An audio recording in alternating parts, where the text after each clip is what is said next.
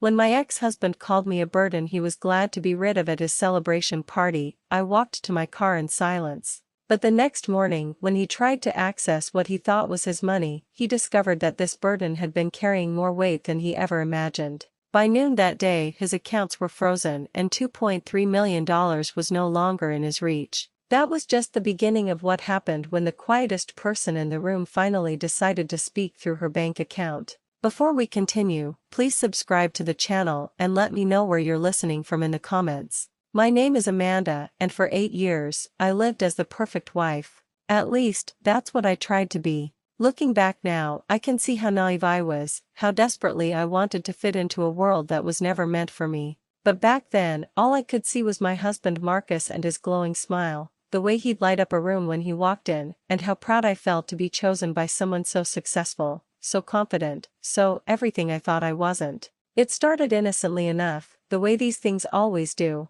I met Marcus at a networking event where I was representing my marketing firm. I was doing well for myself back then, pulling in about $95,000 a year, had my own apartment downtown, a small but growing client base. I felt independent, capable, proud of what I'd built. Marcus was this charming real estate developer who seemed genuinely interested in my work, asked thoughtful questions about my campaigns, made me feel like my opinions mattered. When he asked me out, I felt like I'd won some kind of lottery. Our first year together was like something out of a romantic movie. Marcus would surprise me with weekend getaways, expensive dinners, flowers delivered to my office that made all my colleagues jealous. He'd tell me I was brilliant, that I had this natural instinct for understanding people that would be perfect for his business. "You should meet my clients," he'd say. "They'd love your perspective." I felt seen, valued, like I was finally with someone who appreciated not just how I looked, but how I thought. But then, slowly, things began to shift.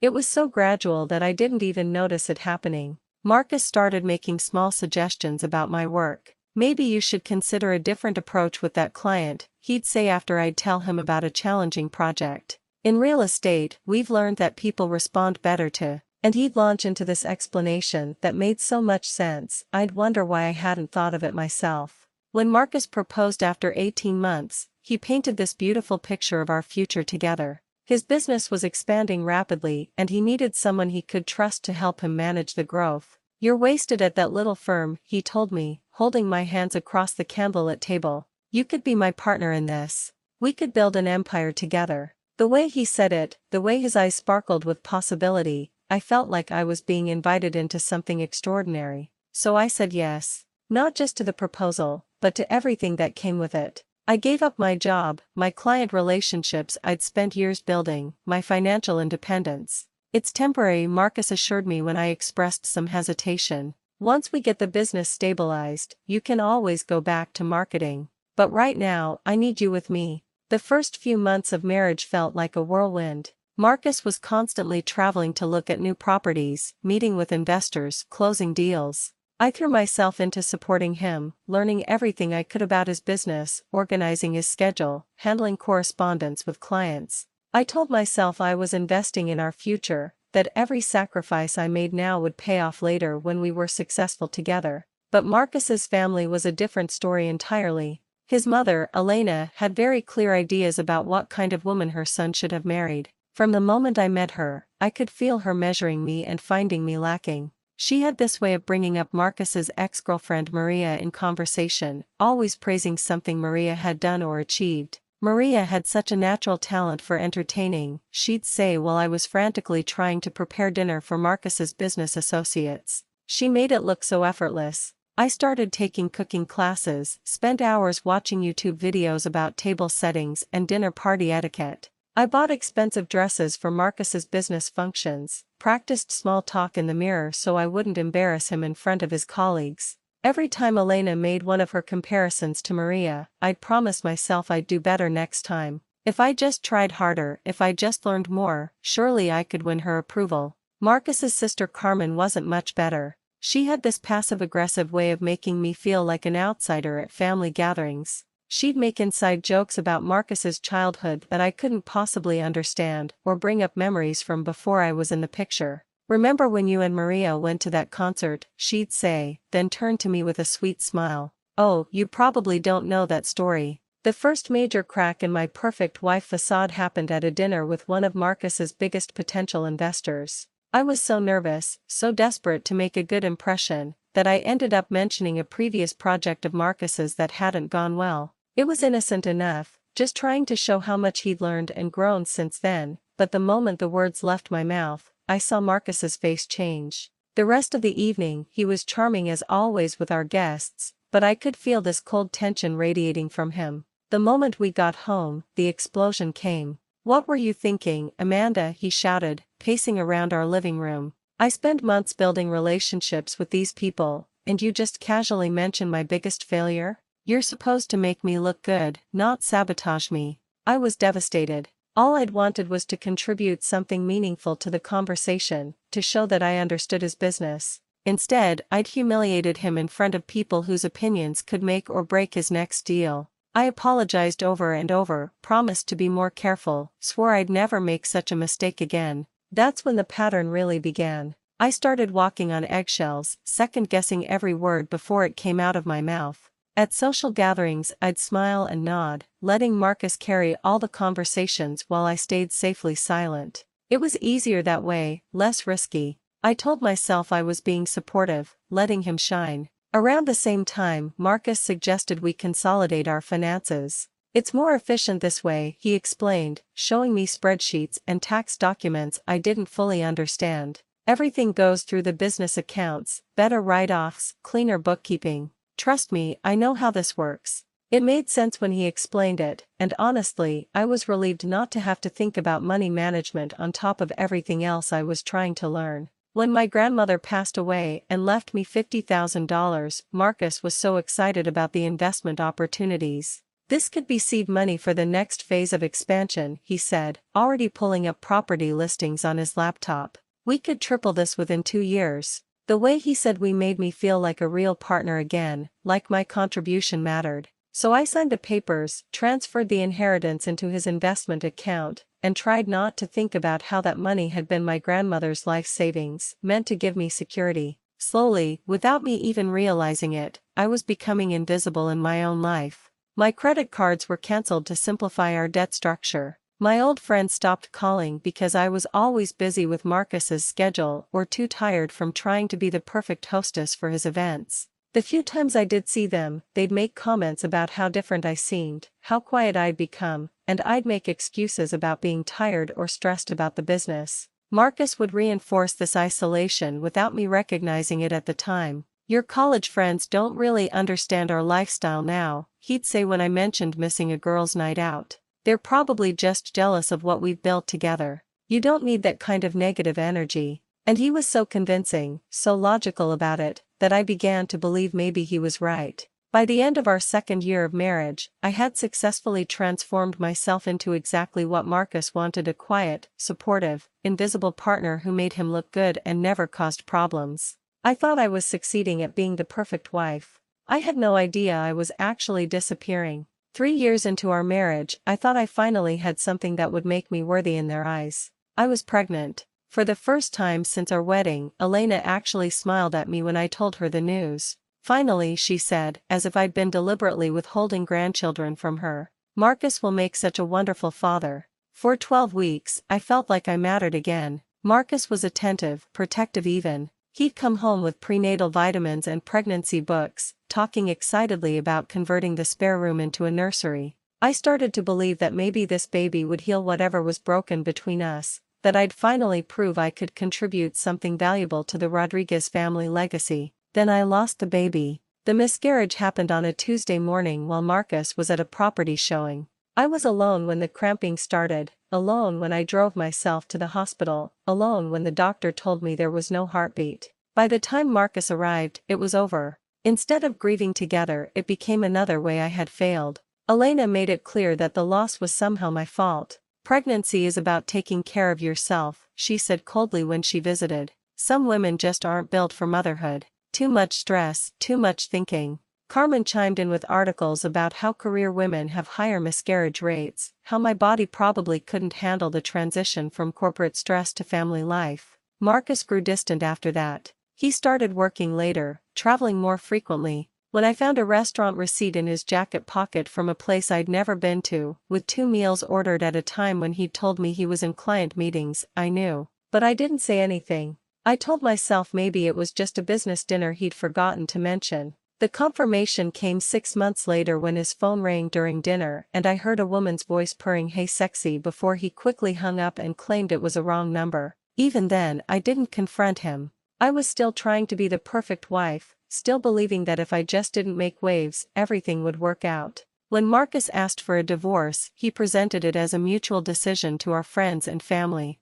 "We've grown apart," he'd say sadly when people asked. "Sometimes love isn't enough." Privately, he was crueler. "Let's be honest, Amanda. What did you ever really contribute to this marriage? You haven't worked in years, you don't understand business, you can barely handle a dinner party without embarrassing me." I was devastated, but also terrified. I had no job, no recent work experience, no money that wasn't tied up in Marcus's business ventures. My grandmother's $50,000 had disappeared into his investment accounts years ago, and I had no idea how to even begin untangling our finances. That's when I did something that surprised even me. I secretly consulted a divorce attorney. Maria Santos was this sharp-eyed lawyer who came highly recommended for complex financial cases. When I explained my situation, sitting in her office feeling pathetic and defeated, she asked me one simple question: "Do you have any documentation of assets acquired during your marriage?" I thought about all those business documents Marcus had me sign over the years, all the investment papers and property deeds.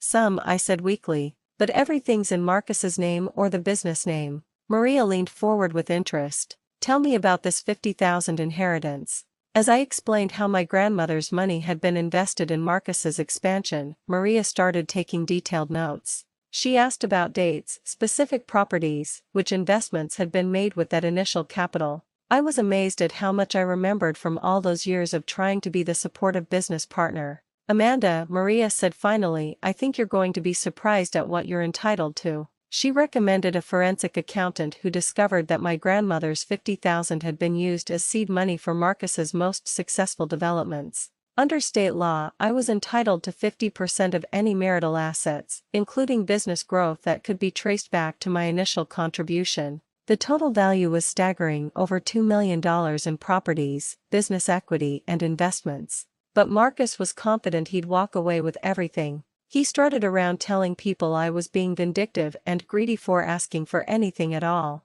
After everything I gave her, he'd say to anyone who'd listen, "She wants to take half my life's work." His family rallied around him completely. Carmen started posting passive-aggressive social media updates about gold diggers and women who trap successful men then try to destroy them. Elena told everyone who'd listen that I was showing my true colors now that the marriage was over. The papers sat on my kitchen table for weeks. All I had to do was sign them, and the asset division would be final. But something held me back. Maybe it was some foolish hope that Marcus would show even a shred of remorse, some acknowledgement that our marriage had meant something to him. 6 months after the divorce was finalized, Marcus threw what he called a freedom party. I only found out about it because I had to pick up some remaining belongings from our old building's storage unit. I was carrying boxes to my car when I heard familiar laughter from the rooftop terrace. Curiosity got the better of me. I took the elevator up 1 floor and slipped onto the outdoor terrace area where I could hear the conversation clearly through the thin glass doors of the party space. "Man, you seem so much happier now," one of Marcus's friends was saying. "You have no idea," Marcus replied, and I could hear the relief in his voice. Living with Amanda was like carrying dead weight for years. Everything had to be explained to her twice. She had no business sense, zero social skills. I swear, taking her to client events was painful. Another voice laughed. "But she seemed sweet enough." "Sweet?" Marcus scoffed. "Sweet doesn't pay the bills or close deals. She was a burden, plain and simple. I'm glad to be rid of that dead weight." Elena's voice chimed in. "We all tried to warn him. Some people just drag you down no matter how much you try to help them." The group erupted in laughter, and I heard Carmen add, "At least now he can find someone who actually adds value to his life." I stood there in the shadows, holding my boxes, listening to them tear apart 8 years of my life like I was some failed business venture they'd finally written off. These people I'd spent years trying to please, trying to impress, trying to love, they saw me as nothing more than dead weight that Marcus had been generous enough to carry. Something crystallized in that moment. All the self-doubt, all the second-guessing, all the wondering if maybe I really was asking for too much in the divorce, it all fell away. I walked back to my car, loaded my boxes, and drove home in complete silence. But my mind wasn't quiet. For the first time in years, it was perfectly clear. I picked up my phone and dialed Maria's number. "Maria, it's Amanda. I'm ready to sign those papers. File everything tomorrow morning." Marcus woke up the morning after his party with a massive hangover and an even bigger ego. I know this because his business partner David later told me exactly how everything unfolded. Marcus had been bragging about finally being free of me, talking about this expensive boat he was planning to buy to celebrate his new chapter. Around 10 in the morning, Marcus strutted into the yacht dealership like he owned the world. He'd been eyeing this particular boat for months, a sleek 40-footer that cost more than most people's houses. The salesman was thrilled. Here was a cash buyer ready to make a deal. But when Marcus tried to transfer the money, his card was declined. "Must be a bank error," he laughed, pulling out his phone to call his business account manager. These things happen with large transactions. That's when the first domino fell. His bank manager, Janet, had been trying to reach him since 8 a.m. "Mr. Rodriguez," she said carefully, "we've received a court order regarding your accounts. They've been frozen pending a legal review of asset division." Marcus's voice apparently went very quiet. "What do you mean frozen?" "All business and personal accounts associated with your name are temporarily inaccessible while the court reviews documentation related to your divorce settlement." The boat salesman watched as Marcus's face went from confusion to panic to rage in about 30 seconds. "There must be some mistake," Marcus kept saying. "The divorce was finalized months ago." But there was no mistake. While Marcus had been celebrating getting rid of his dead weight, that dead weight had been quietly working with forensic accountants and lawyers who specialized in complex marital asset cases. Maria had done her homework thoroughly. Every property Marcus owned, every investment he'd made, every business expansion he'd funded, she traced it all back to that initial $50,000 investment from my grandmother. Under state law, when separate property is commingled with marital assets and used for joint ventures, it becomes marital property subject to division. By noon, Marcus's phone was ringing constantly. David called first, panicking because their business operating account was inaccessible. Then Elena called, hysterical because the deposit she'd given Marcus for her new condo was tied up in his frozen assets. Carmen was next, crying because her brother couldn't pay back the money he'd borrowed from their joint family trust. Marcus tried calling me, but the number went straight to voicemail with a generic message. He drove to my old apartment, but I'd moved out weeks earlier without leaving a forwarding address. In desperation, he called Maria's office, but she politely informed him that all communication would need to go through his legal representation. The beautiful irony was that Marcus had been so confident in his victory, so sure that I was just some helpless woman who didn't understand business, that he'd never bothered to properly separate my grandmother's contribution from his own investments. Every major deal he'd made in the past 8 years could be traced back to that seed money. The forensic accountant had laid it out in black and white. That $50,000 had grown to over $2.3 million in assets, and I was legally entitled to half of everything it had touched. Properties in 3 states, business partnerships, investment portfolios, all of it was now subject to division. Marcus's lawyer tried to argue that my contribution had been minimal, just a small loan that had been paid back years ago. But Maria had the documentation. Every property deed, every investment record, every business filing that showed how my grandmother's money had been the foundation of Marcus's empire. The friends who'd laughed along at his deadweight jokes suddenly weren't returning his calls. The family members who'd spent years telling me I wasn't good enough were now frantically asking their lawyers if their own assets were at risk. Elena, who'd made it clear I'd never be the daughter-in-law she wanted, found herself explaining to her country club friends why her son couldn't access his accounts to pay for the wedding reception he'd promised to host for his cousin. Carmen's social media posts about gold diggers suddenly stopped when she realized her own apartment deposit was stuck in the legal mess. But here's the thing that Marcus never saw coming: I didn't want revenge. I didn't post angry social media rants or give interviews to anyone who'd listen. I didn't try to destroy his reputation or turn his friends against him. I simply took what was legally mine and disappeared. By the time the courts finished reviewing everything, I was already settled in Portland, 3,000 miles away from the Rodriguez family drama. I used my settlement to start my own marketing consultancy, something I'd dreamed about for years but never had the confidence or capital to pursue. Marcus kept expecting the other shoe to drop, waiting for me to come after him publicly or try to humiliate him the way he'd humiliated me. But that never happened. I just vanished from his life as quietly as I'd faded during our marriage. The last I heard, through mutual acquaintances, Marcus was trying to rebuild his business with what assets remained after the division. Elena had to sell her condo and move in with Carmen temporarily. The family that had spent years making me feel like an outsider was discovering what it felt like when someone truly disappeared from their lives. The difference was, when I disappeared, I took my foundation with me. 6 months later, my business was thriving. I had clients across the Pacific Northwest, a beautiful apartment with a view of the mountains, and for the first time in years, I felt like myself again. The woman who'd been so desperate to please everyone had finally learned the most important lesson of all: sometimes the best revenge is simply living well. Marcus had called me dead weight, a burden he was glad to be rid of. He was right about one thing: I was definitely a burden. A $2.3 million burden that he'd carried for 8 years without even realizing it. And now that burden was free. If this story resonated with you, please hit that subscribe button and give this video a thumbs up. I'd love to hear your thoughts in the comments. Have you ever been underestimated by someone who later regretted it? Share your story below, and remember, sometimes the quietest people make the loudest statements. Until next time, keep fighting for what you deserve.